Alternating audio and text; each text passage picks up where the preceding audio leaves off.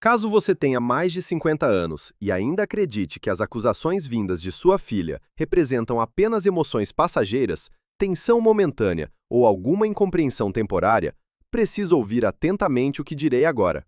Pois no instante em que uma filha passa a acusar a mãe, o afeto morre primeiro. Não de forma súbita nem estrondosa, mas de maneira irreversível. Carl Jung explicou os motivos pelos quais isso acontece. Chamo-me Alexandre. Após anos dedicados ao estudo das obras de Jung, dos embates familiares e das tragédias silenciosas entre mães e filhas já adultas, compreendi algo raramente mencionado de forma aberta. A acusação não é uma tentativa de resolver questões, mas sim de transferir a dor interna para alguém que já não se defende mais. Jung enxergava nisso não um choque de gerações, mas uma fratura psicológica profunda.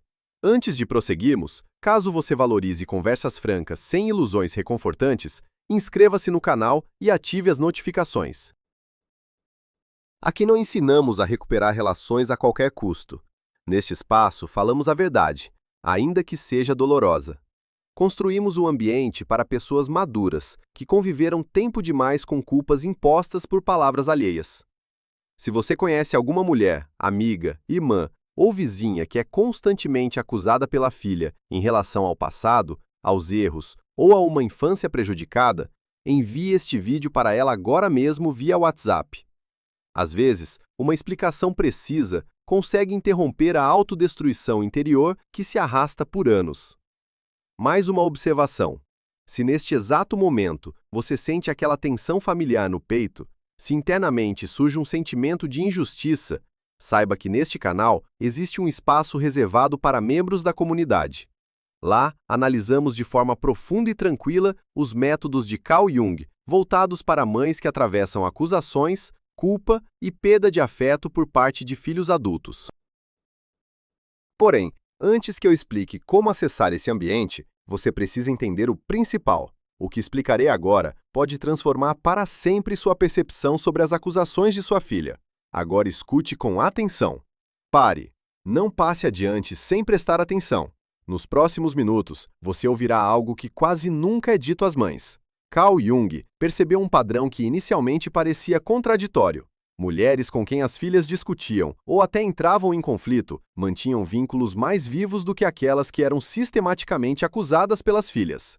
Porque o debate ainda pressupõe igualdade, enquanto a acusação sempre coloca um acima do outro, o juiz e o culpado. Escreva nos comentários, tribunal, se seus relacionamentos também lembram um julgamento. Em uma de suas observações, Jung descreve uma mulher que lhe disse uma frase diante da qual ele ficou em silêncio por muito tempo. Doutor, minha filha fala comigo como se eu devesse me arrepender pela vida inteira. Jung compreendeu que, naquele momento, o afeto já havia desaparecido. Seu lugar foi ocupado por uma estrutura de poder, e onde há tribunal, não há mais amor. Neste vídeo, você descobrirá 7 aspectos. Por que acusações destroem o afeto mais rapidamente que a frieza? Por que a mãe começa a viver em constante autoacusação? Como o sentimento de culpa se transforma em instrumento de controle? Por que as tentativas de compreender e aceitar apenas intensificam a destruição? Como Jung explicou o momento em que a mãe deixa de se sentir amada? Como é possível interromper esse processo? E o mais perigoso, aquele 7º aspecto do qual quase ninguém fala, pois esse conhecimento destrói ilusões. Esse deixarei para o final. Se você sair antes do término, muita coisa permanecerá incompreendida. Por isso, agora deixe o celular de lado, feche abas desnecessárias e dedique esses minutos a si mesma. Talvez esta seja a conversa que você aguardava há muito tempo. Imagine Zurich, o consultório de Jung. Silêncio. Diante dele está sentada uma mulher com mais de 50 anos. Ela fala devagar, como se escolhesse palavras pelas quais não será acusada. Jung escreveria mais tarde que em tais momentos ele não via arrependimento, mas a destruição do afeto, sob o peso da culpa constante. E é exatamente daqui que começa tudo sobre o que conversaremos adiante. Existe um momento que Jung considerava particularmente destrutivo. Ele escreveu que a acusação age de maneira diferente do conflito. No conflito, as pessoas ainda se ouvem. Na acusação, um já proferiu a sentença, enquanto ao outro restou o papel de culpado. Quando a filha escolhe essa posição em relação à mãe, o afeto não resiste. Ele não consegue sobreviver onde não há igualdade. Jung chamava isso de substituição do vínculo pelo tribunal. A mãe deixa de se sentir amada, ela se sente como ré. Cada palavra é verificada, cada reação pode se tornar nova prova. Gradualmente, a mulher para de falar sobre o presente, porque qualquer agora imediatamente puxa o então. O passado se torna uma arma. Eis o primeiro princípio sobre o qual Jung alertava sem ilusões: o princípio da culpa imposta. Quando a filha acusa regularmente, a mãe passa a viver em modo de justificativa. Mesmo sem entender exatamente por quê, ela se desculpa antecipadamente, suaviza formulações, concorda que sua dor é inadequada. É precisamente neste instante que o afeto morre primeiro, pois o afeto não sobrevive onde um se arrepende constantemente, enquanto o outro acusa sem parar. Jung observou mulheres que diziam: "Estou disposta a reconhecer tudo, contanto que não haja brigas." E ele escreveu que isso não é reconciliação, é capitulação. A psique não consegue amar a partir de uma posição de culpa humilhante. Ela só consegue tolerar. E tolerar não é uma forma de afeto, é uma forma de sobrevivência. O segundo princípio é ainda mais rigoroso: a lei da simetria. O afeto exige simetria de sentimentos. A acusação a destrói porque introduz hierarquia. Um conhece a verdade, o outro sempre esteve errado. Quando essa hierarquia se consolida, a mãe pede o direito à sua própria versão da realidade. Suas lembranças são desvalorizadas, suas motivações são reescritas, e em determinado momento, ela própria começa a duvidar. E se eu realmente estraguei tudo?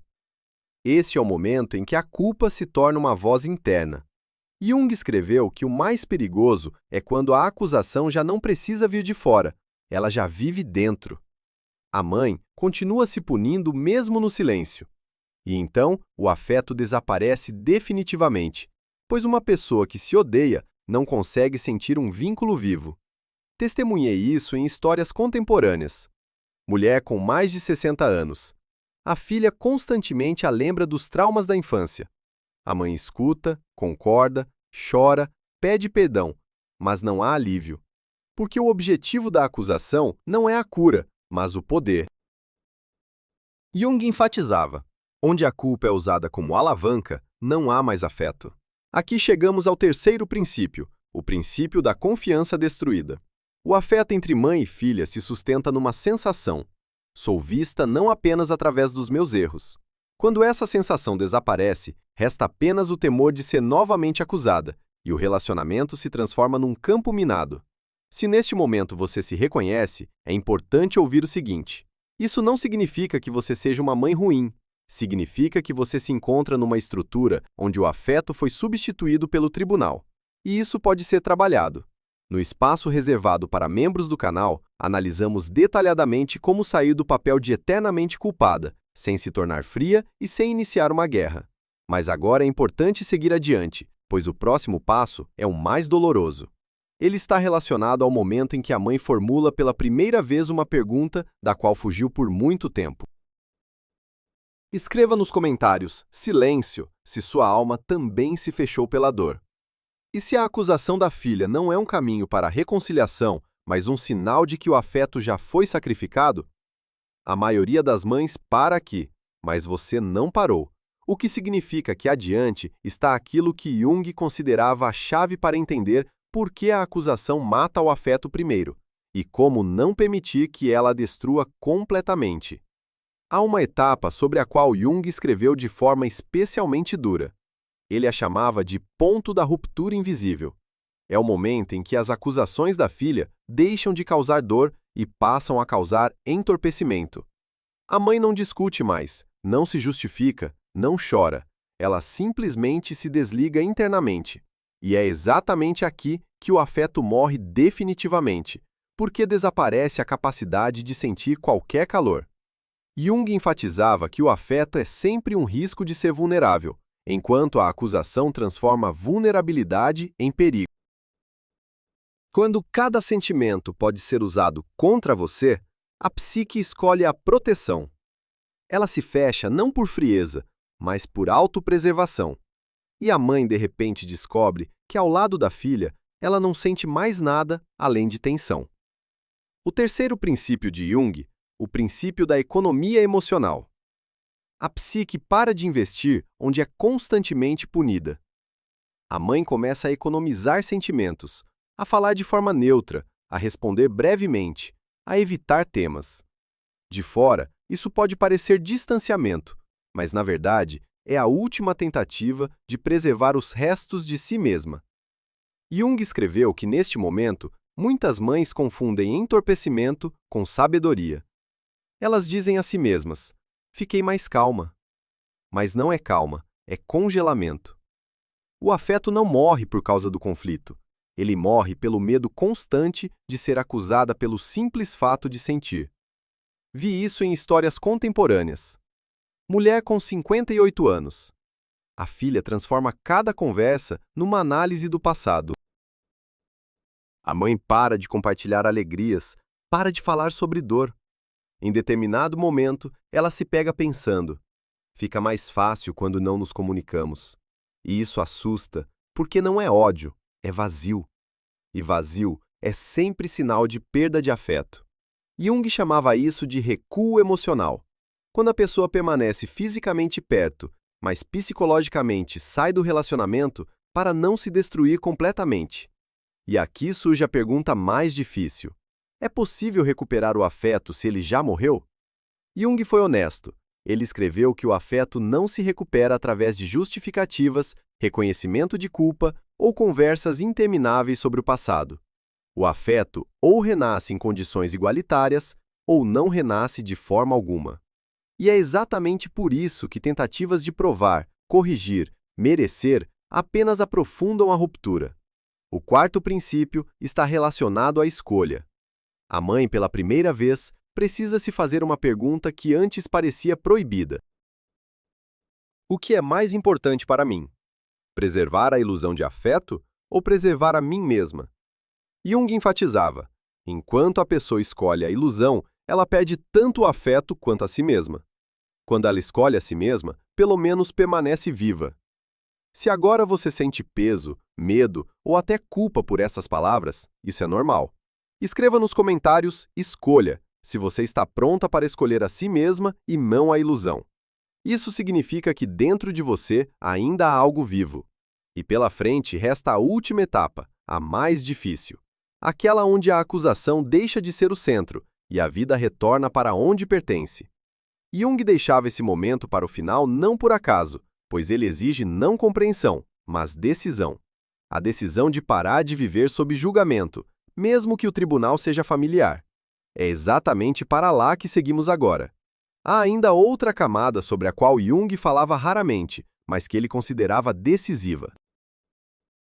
Ele escreveu que a acusação vinda do filho destrói não apenas o afeto, mas também o tempo.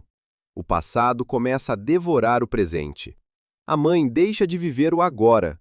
Ela está o tempo todo se justificando pelo então, por aquilo que foi dito 20 anos atrás, por aquilo que possivelmente nunca teve o significado que lhe atribuíram depois. Jung chamava isso de captura da biografia, quando uma pessoa reescreve a vida de outra, deixando nela apenas erros. Tudo de bom é desvalorizado, tudo de vivo é apagado, e a mãe começa a sentir que toda a sua vida é uma lista de acusações, não um caminho, não uma história, mas um dossiê. E em tal espaço, o afeto não consegue sobreviver, porque o afeto exige reconhecimento da integralidade, não julgamento de fragmentos. Observe o que acontece dentro da mulher neste momento. Ela não se alegra mais com lembranças, pois qualquer lembrança pode ser usada contra ela. Ela tem medo de falar sobre o passado, medo de recordar, medo até de pensar. Jung escreveu que isso leva à divisão da personalidade. Uma parte vive, a outra fica o tempo todo esperando a acusação, e isso exaure mais do que a solidão. Aqui surge uma ilusão na qual muitas mães caem. Elas acreditam que se mais uma vez ouvirem a acusação, mais uma vez reconhecerem a culpa, mais uma vez explicarem, então o afeto retornará. Jung chamava isso de armadilha da expiação. Mas a expiação não recupera o afeto se a acusação se tornou a estrutura do relacionamento. Ela apenas consolida o poder de um lado e a impotência do outro. E é exatamente aqui que surge a pergunta da qual é impossível fugir. E se o afeto morreu não porque você foi uma mãe ruim, mas porque o relacionamento se transformou em tribunal? Esta pergunta assusta, pois ela remove a culpa habitual. E sem a culpa fica claro. Adiante, é preciso escolher não a justificativa, mas a vida. Jung enfatizava que quando a pessoa para de viver sob acusação, ela pela primeira vez recupera seu tempo. O passado deixa de ditar o presente, e somente neste momento surge uma chance não necessariamente de restabelecer o relacionamento, mas de restabelecer a si mesma. E sem isso, nenhum afeto é possível. E agora chegamos ao último ponto, aquele lugar onde é preciso não entender, mas decidir. E agora o mais importante. Carl Jung escreveu que há um momento em que a pessoa deve parar de fazer a pergunta: como recuperar o afeto? E pela primeira vez, fazer outra: o que em mim morre enquanto tento recuperá-lo? Porque é precisamente neste momento que fica claro. O afeto morreu não por erro, mas pela acusação constante que destruía tudo de vivo entre as pessoas. Jung enfatizava: onde um está o tempo todo culpado, o afeto é impossível por definição. O afeto não sobrevive numa atmosfera de tribunal. Ele não suporta o constante: você deve, você estragou, por sua causa. Em determinado momento, a psique simplesmente desliga o sentimento para que a pessoa não se destrua completamente. E isso não é crueldade, é proteção. O momento mais perigoso chega quando a mãe continua esperando que, se ela aguentar mais um pouco, reconhecer mais um pouco a culpa, se sacrificar mais uma vez, o afeto retornará. Jung chamava isso de última ilusão, pois neste momento a mulher já não vive em arrependimento, mas em função da acusação. E é exatamente aqui que ela se perde definitivamente. Tente agora responder honestamente a si mesma. Quando a filha a acusa, você sente calor ou medo? Proximidade ou tensão? Se internamente há muito tempo não há calor, significa que o afeto já foi sacrificado. E continuar vivendo nesse lugar significa continuar morrendo lentamente. Jung dizia: o afeto não se recupera através da autoacusação. Ele só pode ser criado de novo e apenas onde há igualdade e respeito. E se isso não existe, a única coisa que resta salvar é a própria vida e a própria integridade. É exatamente por isso que falo novamente sobre isso aqui. Neste canal, existe um espaço reservado para membros da comunidade. Não se trata de consertar o relacionamento a qualquer custo. Trata-se de como sair do papel de eternamente culpada, como recuperar a voz interior, como parar de viver sob tribunal e começar a viver na realidade. Analisamos as abordagens de Carl Jung de forma tranquila, profunda, sem acusações e sem promessas vazias. Pois às vezes, o mais importante não é preservar o vínculo, mas não perder a si mesma. Se você sente que não consegue mais viver com esse sentimento de culpa, se está cansada de se justificar por toda a sua vida, se quer voltar a se sentir um ser humano vivo e não uma ré, clique em tornar-se patrocinador do canal. Não pela filha, não pela reconciliação a qualquer custo, mas por você mesma. Porque viver sob acusação não é viver. Escreva nos comentários liberdade se você decidiu parar com esse processo eterno. Se este vídeo foi importante para você, deixe um like. Isso ajuda outras mães a encontrarem estas palavras. Chamo-me Alexandre e aqui falamos a verdade, mesmo quando ela é dolorosa.